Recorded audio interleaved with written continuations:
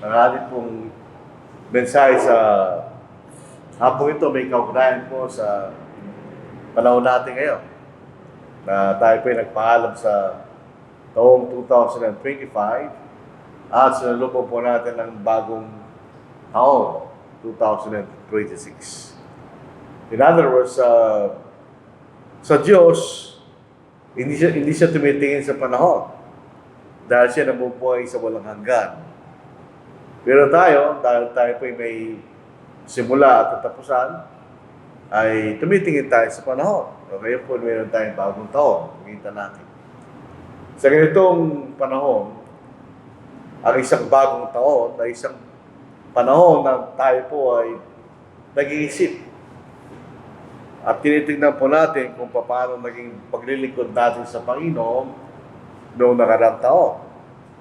Siyempre tayo po sa buong taon ay naglingkod sa Panginoon. At isipin natin kung paano po natin improve ang ating paglilingkod sa Panginoon sa taon na ito. Dahil unang-una, binigyan tayo ng karagdagan ng buhay ng Diyos. Hindi lahat ng tao na nabuhay ng 2025 ay nagpatuloy sa 2026. So may mapalad na rin tayo at least nakarating tayo sa panahon na ito, di ba mga kapatid?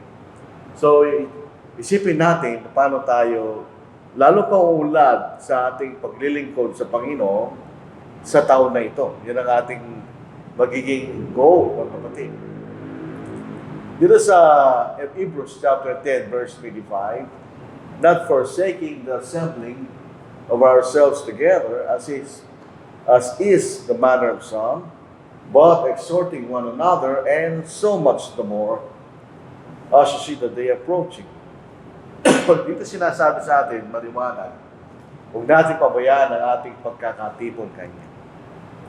Yung po mga naunang Kristiyano, yung mga naunang talaga doon sa Jerusalem, yung pinakaunang grupo ng mga Kristiyano, makikita natin, sila'y nagkakatipon araw-araw actually. Siyempre, hindi naman sila nag-Lord's Supper, hindi rin sila nagkakaroon ng kabuluyan, pero sila nanatili araw-araw. Anong ginagawa nila to? Kung sa Gawa, chapter 2, ano po? Sinasabi sa atin sa verse 46, at araw-araw, habang sila'y magkakasama sa templo kanya, so sila nagkakasama sa templo. Anong ginagawa nila to? Maaari sila nag-aaral ng salita ng Diyos, nananalangin, tumaawit. Pero ibig sabihin, ano ba ang pagkakatipon natin sa espiritual na kaparaanan, lalo na sa araw po ng linggo, sinasabi sa Hebrews chapter 10, verse 25, huwag natin pabayaan ang ating pagkakatipon. Kaya katanungan, tayo ba'y present every assembly? Siyempre kung tayo may sakit, naintindihan ng Diyos yun, siyempre. Hindi naman minuto sa atin ng Diyos ang isang bagay na hindi natin kayang gawin. Pero otherwise, kung tayo wala namang sakit, tayo ba'y present sa bawat kapulungan? At tayo ba'y nasa oras? Ito po isang isang bagay ay mahalaga sa isang tao. Palagi siya dumating sa oras. Maraming halimbawa, simpleng halimbawa. Number 1, kung nasa trabaho, ayaw mo mag-late. Kung tayo nag-aaral, ganoon din. Ayaw nating malate. Kung mayroong isang mahalagang okasyon, halimbawa, kasal, kanya, at mayroong oras na ibinigay sa atin, ayaw din natin malate. Tingnan si Abraham, tingnan na sa Genesis, chapter 22. Siya binigyan na napakahirap na utos ng Panginoon, nayahin niya ang kanyang bugto na anak na si Isaac, sa verse 1. Pagkatapos ng mga bagay na ito, sinubok ng Diyos si Abraham, at sinabi sa kanya, Abraham, at sinabi niya, narito ako. At kanya sinabi, kunin mo ngayon ang iyong anak, ang iyong kaisa-isang anak na si Isaac, na iyong minamahal, at pumunta ka sa lupain ng Moriah, ialay mo siya bilang handog na susunugin sa itaas ng isa sa mga bundok na aking sasabihin sa iyo. In other words, ang inuutos ng Panginoon, patayin niya si Isaac at iyahin niya. Pero tingnan po ninyo ang ginawa ni Abraham sa verse 3. Si Abraham ay maagang bumangon at inihanda ang kanyang asno. Sinabi niya dalawa sa kanyang mga batang tauhan At si Isaac na kanyang anak. Nagsibak siya ng kahoy para sa handog na susunugin at siya naganda at pumunta sa lugar na sinabi sa kanya ng Diyos. Maaga siya nagising. Nagawa napakahirap ng kanyang utos. Nayahin niya si Isaac. In effect, papatay niya anak niya. Pero dahil gusto niya sumunod, siya'y maaga nagising kanya. At tinihanda niya ang kanyang mga bagay na kanyang kailangan para sa kanyang pagsamba sa Diyos. Dahil natin itanong, ilan bang ating pagnanasa na makasama natin at paglingkuran ng Panginoon sa bawat kapulungan. Dito lang ang pagkakataon na kasama natin ng Panginoon. Nung sabihin niya na sa Matthew chapter 26, verse 29, sinabi niya na hindi na niya kakainin kanya o iinumin yung bunga ng ubas hanggang sa makasalo ko kayo sa kaharian ng aking Ama. Kanya, basahin po natin ang actual na sinabi ng Panginoon. At sinabi ko sa inyo, mula ngayon, Matthew 26 verse 29, hindi na ako iinom ng katas ng ubas na ito hanggang sa araw na yun na iinumin kong panibago, nakasalo ko kayo sa kaharian ng aking Ama. E kaya natin ginagawa so every Lord's Supper. So pag ginagawa natin yan, sinasabi ng Panginoon, ako'y kasalo nyo kanya. So, ano ba yung ating pagnanasa na makasama natin at paglikuran ng Panginoon sa bawat kapulungan? Kung tayo po'y tapat sa Panginoon, siyempre gusto natin na makasama natin ang Panginoon, mga kapatid. Sa ating pag-aawitan, ang musika ay may mahalagang bahagi sa tao. Dito sa pamagitan ng musika, naantig ang damdamin ng tao. Kaya may mga sa ating modernong mga awit, may mga awit na napaka-memorable sa mga tao. Pero yung gumawa ng awit na yun, wala naman siyang iniisip na gano'n. Pero epekto sa tao, pero kaya hindi nalis ng Panginoon ang musika dahil ito ay may kaakibat na damdamin ng pagpupuri ng tao. Basahin natin. Let the word of God Christ dwell in you richly in all wisdom, teaching and admonishing one another in psalms and hymns and spiritual songs, sing with grace in your hearts to the Lord. Di lang tayo basta umaawit sa ating bibig. Utos yun, pero may kaakibat na sing with grace in your hearts to the Lord. Na kayo umawit na may biyaya sa iyong puso sa Panginoon. Kanya. So, di lang tayo maawit. May kaakibat na damdamin at kagalakan ng ating pag-aawit para sa Diyos. Dito sa Old Testament. Ito po, hindi Kristiyano, ha? Ito yung mga Hudyo. O come, let us sing to the Lord. Let us shout joyfully to the rock of our salvation. Let us come before His presence with thanksgiving. Let us shout joyfully to Him with psalms. Para sila umaawit. Let us sing to the Lord. Let us shout joyfully. Dalawang beses yan. Let us shout joyfully. Let us come before His presence with thanksgiving. So ito po ay, kung tayo nagpupuri sa Panginoon, ayon sa Kanyang ito sa atin, ito ay paraan ng ating pagpapasalamat sa mga biyaya na binigay sa atin, higit sa lahat yung kaligtasan na ibinigay niya sa atin. Paano sila umaawit? Joyfully. Sila yung masigla. Let us shout joyfully to the rock of our salvation. Ito ay bato ng ating kaligtasan. So ating kaligtasan ay sinutiyak yan. Dahil ang ating Panginoon, ang bato ng ating kaligtasan. So napakahalaga lang na awit bilang papuri sa Panginoon kung tutuusin, mga kapatid. So ano ba ang ating magiging kaisipan sa bagong taon? Tayo talaga umawit na may pagpupuri at kagalakan sa Panginoon. Sa salita ng Diyos naman, dito sa Psalm 119 verse 97, "Oh, how I love your law. It is my meditation all the day. Iba yung pag-aaral, iba rin yung meditation. Pag pinag-aaralan natin, inuunawa natin yung kahulugan. Pero pag binemeditate natin, tinitingnan po natin ang kahalagahan ng salita ng Diyos sa ating buhay. Yan ang meditation, sinasabi. Kung pa mayroong pangangaral na ating napapakinggan, tayo may nakikinig na tutuloy na nakikinig sa pangangaral ng salita ng Diyos. Halos lahat po ng pangangaral ng mga kapatid, totoo naman ang sinasabi nila.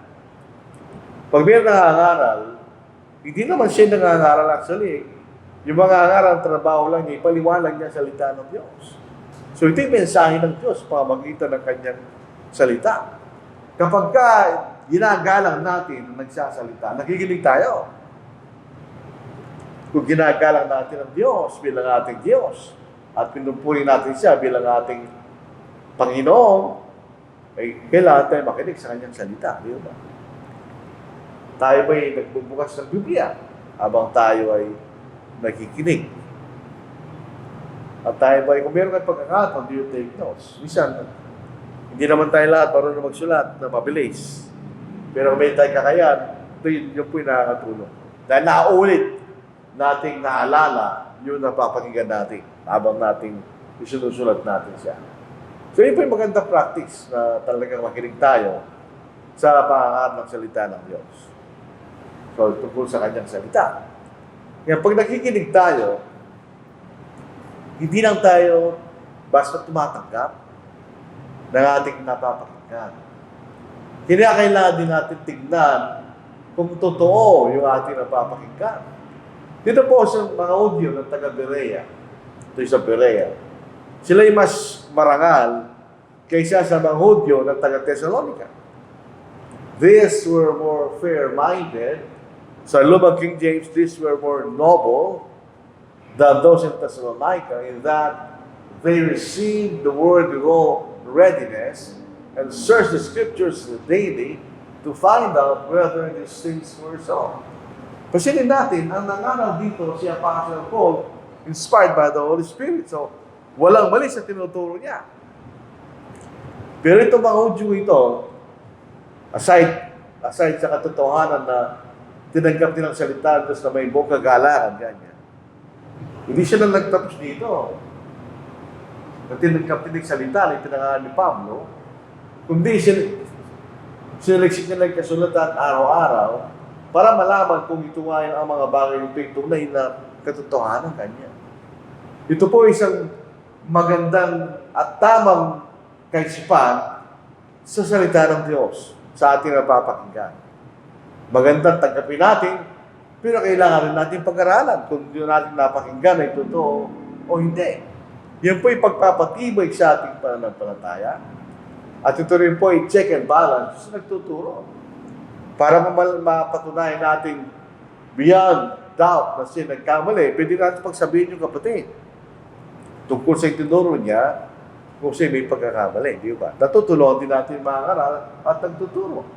Dahil yung nagtuturo, hindi tayo inspired by the Holy Spirit. Pansinin natin, kung si Apostle Paul na inspired by the Holy Spirit, sinalagsik pa rin ng mga taga-Berea Hudyo, yung sinabi niya, ay lalo na sa panahon natin ngayon, na yung mga mangaral are not inspired by the Holy Spirit, so may posibilidad ng pagkakamali. Sa 1 Thessalonians chapter 5, verse 21, test all things, hold fast what is good. Sa ibang salin, prove all things. Ganyan. Patunayan natin ang lahat ng mga bagay ay totoo. Kaya pag nakikinig tayo sa salita ng Diyos, kailangan natin mapatunayan na totoo nga yun sa pamagitan ng pagsasaliksik sa banal na salita. At ang benefit, pag ginagawa natin yan, nagiging familiar tayo sa salita ng Diyos. Naalala mo yung mga talata kapag ginagawa natin yan. Yung mga, ako yung naging maaral, yung mga nag-aaral sa tinatawag ng Bible School. So, paano ako natuto? Sa pagkikinig. Sa mga nagtuturo at sa sariling pagsasaliksik sa salita ng Diyos. Di ba? Pwede po natin bigyan ng ganong klaseng panahon ng pag-aasalita ng Diyos. Dahil dito po sa 2 Timothy chapter 2 verse 15, merong bagay na dapat natin taglayin. At sa lahat ng larangan ng ginagawa ng tao, kasama yan. Kung tayo may naging engineer, doktor, teacher, ano man, di ba tayo nagsibigap? At nakarating tayo doon, nakatapos, at tagapan natin na gusto natin gawin. Dito po sa salita ng Diyos at sa pagiging maglilingkod bilang Kristiyano, ganun din. Be diligent to present yourself approved to God, a worker who doesn't need to be ashamed. Wala tayong dapat ikahiya. Dahil ang ating itunuturo, pinaniniwala nito totoo, rightly dividing the word of truth. Sa ibang salin, rightly setting forth the word of truth. Sa Tagalog, na gumagamit na matwid ang salita ng katotohanan kanya. Sabihin yun ang gusto natin makamtan pag nag-aantay ang salita ng Diyos. Mamunawaan natin sa tamang paraan at magamit natin sa tamang paraan. Dahil inuutosan tayo ng Panginoon. Sa Ephesians 5:17, therefore do not be unwise. Sa Tagalog, huwag kayo maging magmang. Yung salitang magmang o unwise, hindi naman ibig sabihin na wala kang alam.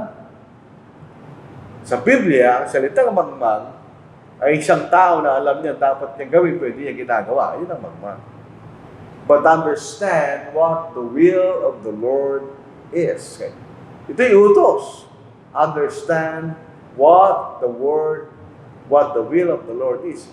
Kung ito yung utos, at inuutosan tayo unawain, sa paunawaan mo. Kung hindi natin maunawaan ang Biblia, tulad na sinasabi ng mga naunang mga tao, eh bakit inutusan tayo ng Panginoon na unawain natin? Kung hindi natin maunawaan, di ba? Common sense lang. So kaya natin unawain. Katulad ng anumang bagay na gusto nating pag-aralan, kung binibigyan natin ng pagtsatsaga, panahon, effort, na maunawaan natin ang salita ng Diyos. So, sa bago to, bigyan natin ng mas maraming panahon na pag-aralan po natin ang salita ng Diyos sa ating pagbibigay. Ito po yung utos. Utos sa atin yan. Paano tayo magbigay? So, let each one give as he purposes in his heart, not grudgingly or of necessity, for God loves a cheerful giver. Yung salita kasi purposes. Yung salita pinanggalingan po nitong salitang ito sa Grego, dito lang ginamit sa talatang ito. Na ibig sabihin, give consideration, think about it, kanya. Talagang seryosong pag-iisipan mo kung ano yung bibigay, kanya. Pinag-aaralan mo, tinitignan mo kung anong nararapat nating ibalik sa Diyos. Ito'y naaayon sa biyaya na tinataglay po natin. On the first day of the week, let each one of you lay something aside. So, meron tayong inihiwalay. So, technically, siyempre ang ating mga pera nasa pitaka. Technically, may bahagi ng pitaka sa iyo. Meron kang kailangan gastos mo sa anumang gusto mong gawin. Basta hindi masama. Pero yung bahagi ng pitaka nasa Panginoon. Ibig sabihin, pagka tayo po ay merong majority ng mga tao, sila po ay fixed income earner. Majority, gano'n. Tatrabaho sila, may sweldo sila. So, kung ano ang ating tinatanggap, eh, doon natin ibabasa yung ating bibigay. Kung tayo po ay mayroong mga business, gano'n din. Sa ating kinikita every month, sa buwan na yun, ay doon natin binabasa kung ano bibigay natin sa Panginoon. So, ito po ay utos sa atin, mga kapatid. So, ang prinsipyo niyan, dahil sinasabi sa atin, storing up as He may prosper, ayon sa ating biyaya binibigay sa atin ng Panginoon, tayo masipag, tayo maasenso, etc. Bagamat meron tayong bahagi ito, pero may bahagi din ng Diyos. Kaya. So, the more blessing, the more responsibility. Ganun talaga yan. So, the more blessing you receive, the more you will give. Ganun yun. Yun po ay, kumbaga, naayon sa biyaya tinatanggap natin. So ito ay measure ng ating pananampalataya. Siyempre, mga bagong Christian, di pa niya naunawaan yan, hindi ganun ang pagbibigay nila. Pero habang tumatanda tayo sa pananampalataya, naunawaan natin yan. As we mature, ang ating pabibigay, magmamature din. More blessing, more responsibility. So ano ang binigay natin sa Panginoon nakarang taon? Kung tayo po ay bibigyan ng mas biyaya ng Panginoon sa taon na ito, mas ulan pa tayo sa bibigay sa Panginoon. Hindi natin itinutuloy yan para sa pakapakinabangan ng sinuman. Hindi. Ang finances ng isang local church ay para magamparan niya ang gawain na binigay ng Diyos. Yan. So the more finances ang isang local church, the more na meron siya magagawa. Yun makikita natin. So yun din po sa ating pagbibigay. Lord's Supper. Ito pagbibigay at Lord's Supper, exclusive lang yan sa linggo. Yan lang ang mga bagay na exclusive sa linggo. Yung pagtuturo, mag-aawitan, padalangin. Pwede natin gawin yan sa ibang araw. Kahit bilang kapuluan. Pero itong dalawang ito, sa araw lang ng linggo ito. Ito pong communion natin. Bisa pag nakakausap ka ng Katoliko, sasabihin nyo na, ay pareho lang sa amin. Pero hindi sila pareho. Sa Roman Catholic Church, yung kanyang tinatawag na Holy Eucharist o Communion, yun po isang ritual. Sinabi natin ritual, ito isang bagay na ginagawa nyo, nakagawian nila, pero walang kahulugan. Walang significance whatsoever. Paminsan, di ba nila naunawaan yung ginagawa nila? Nakagawian nila, nakita na sa mga magulang nila, so ginagawa rin nila. Pero ang Lord's Supper, kailangan natin gawin sa isang kagalang-galang na paraan. Sa 1 Corinthians chapter 11, verse 27 hanggang verse 29. Ang context po nito, yung mga Kristiyano sa Corinth, ginawa nilang ordinary meal yung Lord's Supper. Nagkakain na sila. So yun na was ni Pablo, mali ang ginagawa yung kanya. Therefore, whoever eats this bread or drinks this cup of the Lord in an unworthy manner, hindi pinag-uusapan ito yung karapat-dapat bilang tao. Hindi naman talaga tayo karapat-dapat sa Diyos. Ang pinag-uusapan natin dito yung paraan na ginagawa natin ito kanya. Of the Lord in an unworthy manner will be guilty of the body and blood of the Lord. Winawalang halaga mo kanya yung katawan na napako sa krus at yung dugo na tumulo doon na galing sa ating Panginoon. Yun ang dahilan na tayo naligtas. At pinapaalala po sa atin ng Panginoon ito tuwing linggo para maalala natin na tayo niligtas ng Panginoon at magkaroon tayo ng bunga sa ating pananampalataya. In other words, encourage po tayo na lumago. Dito sa Pangalan ng Pedro, chapter 1. May mga bunga na sinasabi rito na dagdag natin sa ating pananampalataya. Dito sa verse 5. At dahil dito, gawin ninyo ang lahat ng inyong makakaya na tustusin ang inyong pananampalataya ng kabutihan o moral courage, ang kabutihan ng kaalaman, ang kaalaman ng pagpipigil, ang pagpipigil ng pagtitiis, ang pagtitiis ng pagiging mga Diyos o banal, at ang pagiging mga Diyos ay pagmamahal sa kapatid, at ang pagmamahal sa kapatid ng pag-ibig. Sapagkat ang mga bagay na ito ang mga bagay na ito'y nasa dumarami, hindi kayo magiging walang saysay o walang bunga sa pagkakilala sa ating Panginoon Yesu Kristo.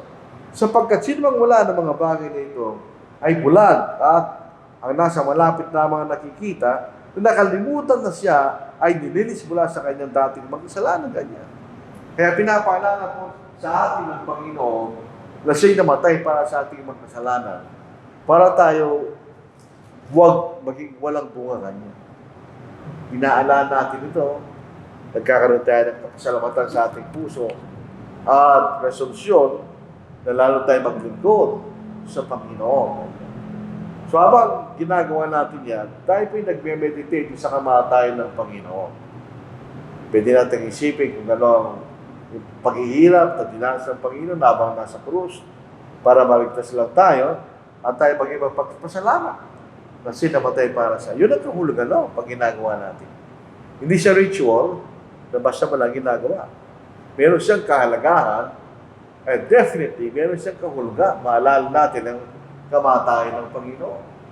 Dito sa 1 Thessalonians 5:17, inutusan tayo palagi manalangin. So, ang panalangin bahagi ng buhay ng Kristiyano yan.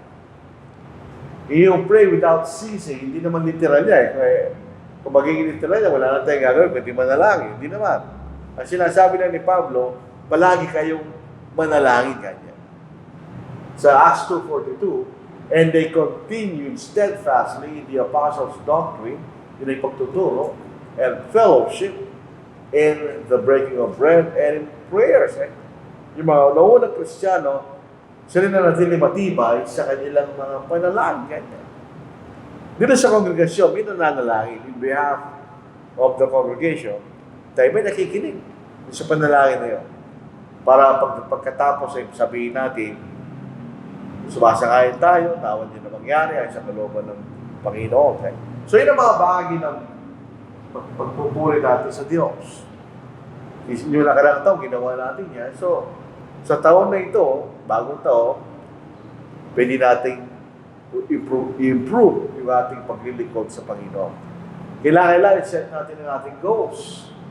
Number 1, resolve kanya, magkaroon tayo ng matinding pagnanasa at resolution sa ating sarili na tayo mag-attend sa bawat kapuluan at sa oras.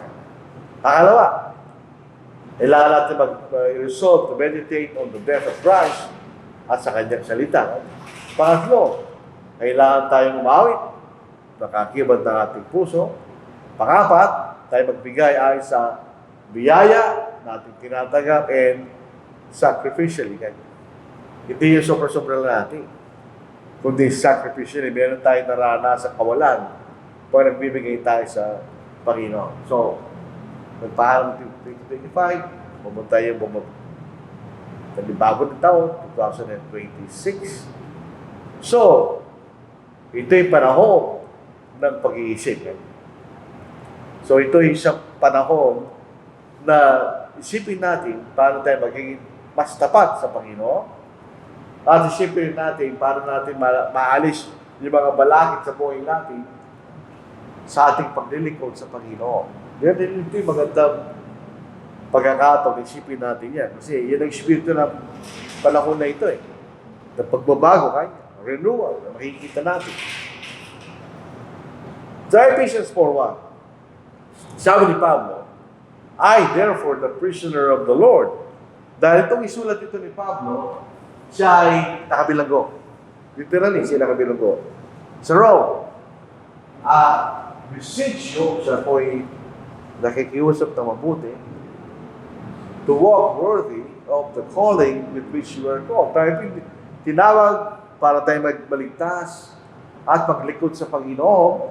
Ang sinasabi ni Pablo, tayo mamuhay ay sa pagkatawag na yun. Kanya nang ibig sabihin ng walk. Tayo mamuhay ng karapat-dapat doon sa pagkatawag na yun. Kanya. Yun ang sinasabi ni Apostle Paul. Tayo po yung lumago sa kaalaman at biyaya ng ating Panginoon. So hindi tayo stagnant. Alam niyo yung tubig, pag stagnant, mabaho yun. Walang buhay yun. Pero ito yung gumagalaw, may mga isda yan. So, ibig sabihin, kailangan tayong lumago kanya. Yun ang sinasabi sa 2 Peter chapter 3, verse 90, sa kaalaman ng ating Panginoon at sa biyaya ng ating Panginoon. Itong biyaya ng kaligtasan ng galing sa Panginoon, hindi natatapos nung tayo na bautismo at hindi nagpapatuloy hanggang sa araw ng ating kamatayan. O papakamtan natin yung buhay na walang hanggan. Tulad sinasabi sa Revelation chapter 2, verse 10, be faithful to the Lord. Be faithful until death. Tayo maging tapat hanggang sa araw ng ating kamatayan at tayo bibigyan ng putong ng buhay ng Panginoon. So, yun ay bahagi ng paglalakad ng karapat-dapat sa pagkatawag na itinawag sa atin ng Panginoon. Ang ating panloob na pagkatao ay nababago sa araw-araw. Yung ating panlabas, wala na tayong magagawa doon. Ito yung unti-unting nabubulok habang tayo nagkakaedad. Hanggang sa panahon na tulubos yung mabulok at tayo mamatay. Kaya pagka nakakita tayo ng masyado matandang tao, sinasabi natin, mukha na sa kanyang lupa ka natin. Dahil talagang bulok na yung kanyang katawan pag siya matanda na. Pero sabi ni Pablo sa 2 Corinthians 4:16, sabi niya, yung panloob na pagkatao ay binabago araw-araw kanya. Binabago ito ng salita ng Diyos. At kailangan tayong lumakad ayon sa salita ng Diyos. Ang sabi sa 2 Corinthians 5:7, for we walk by faith and not by sight. Ang basihan natin ay salita ng Diyos. At yun ang ating sinusunod at ginagawa sa araw-araw. Hindi mga bagay natin nakikita kanya. Yung salita ng Diyos. Kailangan tayo magbago ayon sa larawan yung lumalag sa atin. Yun sa Colossians 3:10. Noong original na paglalalang ng Diyos, nilalang tayo sa kanyang larawan at sa kanyang wais. Gusto ng Diyos na ang taong lalalangin niya, ikaw mukha niya na mabuti. Yan ang binabalik ng Diyos sa pamagitan ng ating Panginoon. At kayo nagbihis ng bagong pagkatao na binabago sa kaalaman ayon sa larawan na lumalang sa Kanya. Anong basihan natin? Ang larawan ng Diyos. Ang Diyos ay mabuti. Yan ang ating basihan Kanya. So yun ang sinasabi sa atin. Tayo po ay ilagay natin ng bagong tao at tayo maging katulad ng ating Panginoon. Sa Efeso chapter 4, verse 13, sinasabi sa atin, ang ating basihan, yung pagkatao ng ating Panginoon. At bilang tao na nabubuhay sa mundo, ang ating basihan ay kung paano naging tao Panginoon. Basahin natin. Hanggang makarating tayo sa lahat sa pagkakaisa ng pananampalataya at sa ganap na pagkakilala sa anak ng Diyos, hanggang maging taong may sapat na kulang, hanggang sa sukat na ganap ng kapuspusan ni Kristo kanya. So, ang ating Panginoon at ating saligan. So, gayahin natin ang Panginoon. Sabi nga po ni Pablo, kung paano ginagaya ang Panginoon, ganoon din ang pagkaya na ginagawa niya. So, sa bagong taon, mga kapatid, ano gagawin po natin? Tayo maging busy sa paggawa ng mabuting gawa. Sa 2 Timothy 3:17, ito yung bunga ng salita ng Diyos. Bakit kailangan natin pag-aralan at tunawain ang salita ng Diyos? Nasabi rito, that the man of God may be complete, thoroughly equipped for every good work. Para magawa natin lahat ng mabuting bagay na inutos sa atin ng Panginoon. O kailangan tayong maging busy sa paggawa ng kalooban ng Diyos. Magagawa natin yan sa personal na pag-aaral sa Biblia, tulad na binasa sa 2 Timothy chapter 2 verse 15, pagtulong sa iba. Sabi sa Galatians 6:10, habang tayo may pagkakataon ay gumawa tayo mabuti sa lahat, lalo-lalo na sa kasambahay, sa pananampalataya, nakikita natin. Kailangan sa paglilingkod sa Panginoon. Ang sabi ng Panginoon sa Diablo, ang Panginoong Diyos lamang ay yung paglilingkuran kanya. At sa ating pamilya at trabaho. Alam nyo, kaya tayo nagtatrabaho, hindi siya naman tayo na. Sabi na, paano tayo mabuhay? Mayroon tayo may lagak sa ating physical na buhay, di ba? At sa ating sangbahayan. Sa 1 Timothy chapter 5, verse 8, kung tayo po ay asenso, ano lang yun, byproduct ng ating pagsusumika. Pero ang primary reason ng ating pagtatrabaho, sabi nito, ngunit kung sino man na hindi kumakalinga sa kanyang kamag-anak, lalong-lala sa kanyang sariling sangbahayan, tinagyan niya ang pananampalataya at siya'y pasama pa sa hindi mananampalataya. So, bigyan natin ang ating pamilya at ang pagkakalinga sa kanyang mga pangangailangan at sa pagsunod sa pamahalaan. Ito'y bahagi po ng ating paggawa ng mabuti ayon sa Diyos. Ayon sa Romans chapter 13. Tayo pasakop sa pamahalaan. So, be busy and do good works, ang sinasabi sa atin. Bear fruit. Tayo magbunga. Tayo po inaalin tulad sa isang puno ng ubas at tayo sanga. Kapag ang isang punong kahoy yung nagbubunga, pinuputol yan. Kaya sabi sa John chapter 15 verse 8, sa bagong taon na ito, isipin natin kung paano tayo magbubunga sa Panginoon. Para tayong sanga ng ubas na maraming bunga. At siyempre, kung ikaw ay isang magsasaka, at ang uwasan mo ay nagbubunga ng marami, kayo nagagala. Sa pamagitan nito ay nanulalhating aking Ama na kayo magbunga ng marami at maging mga alagad ko kayo. So, isipin po natin kung paano tayo magbubunga ng marami sa bagong taon. At tayo po ay maging paraan para yung ibang mga tao ay dalhin natin sa ating Panginoon. Hindi lamang gawain niya na mga gawain nating lahat yan. Habang tumatagal tayo sa pananampalataya, tayo nagiging tagapagturo. Not in a public sense necessarily, dahil di naman lahat ay kaya gawin nyo. Pero kaya nating akayin ang mga tao patungo kay Kristo. Dito sa verse 12 ng Hebrews chapter 5, sapagkat bagaman sa panahon ito, dapat na kayo mga guro. Dahil sa panahon kalakaluwatan, sabi sa unang Tagalog, na mga unang simulain ng araw ng Diyos.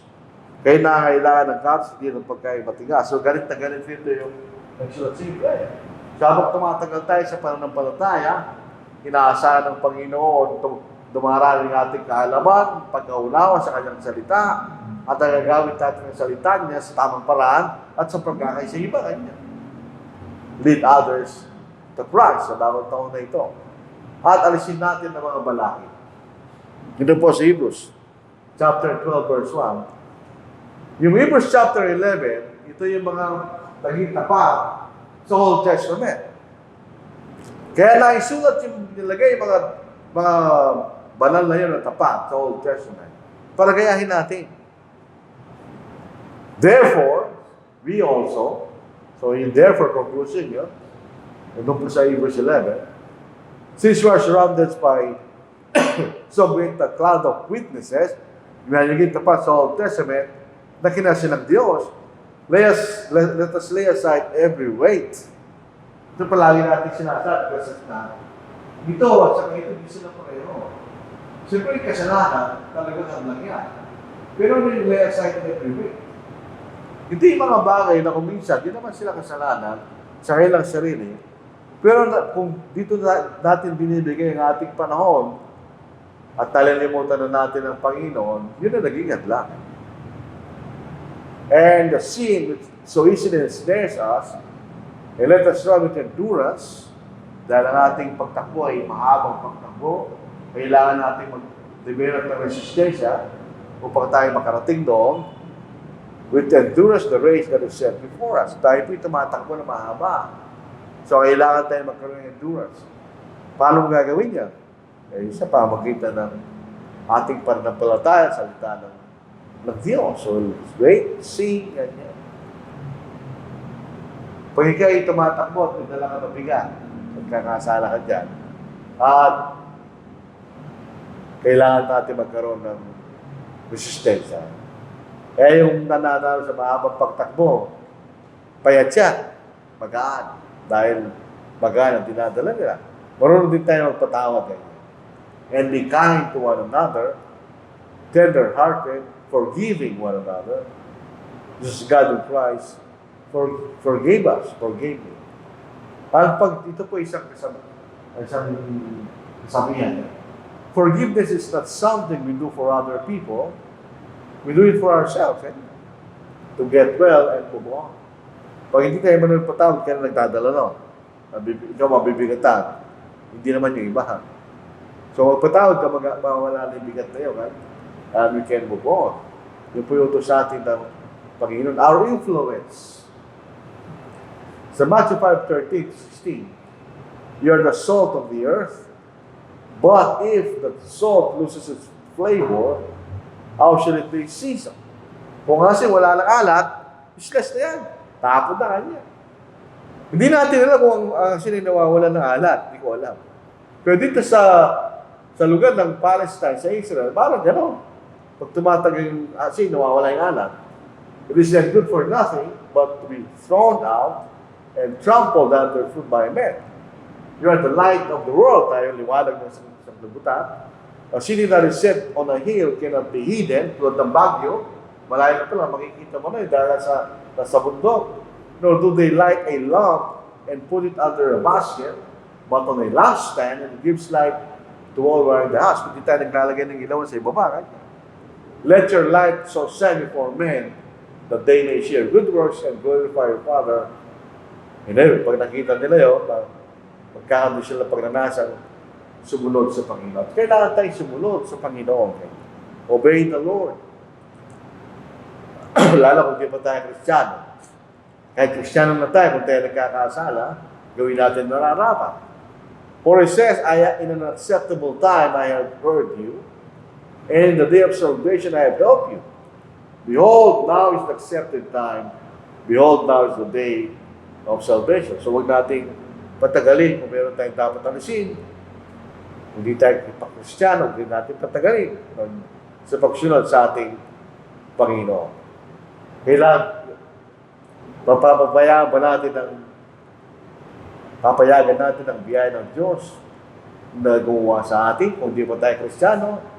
Kailangan tayo makinig sa Ebanghelyo, sumampalataya, magsisi, ipahayag si Jesus bilang Panginoon at ang bautismo at pagintapa hanggang sa araw ng ating kawakasan. Ito'y tamang panahon na isipin po natin yan.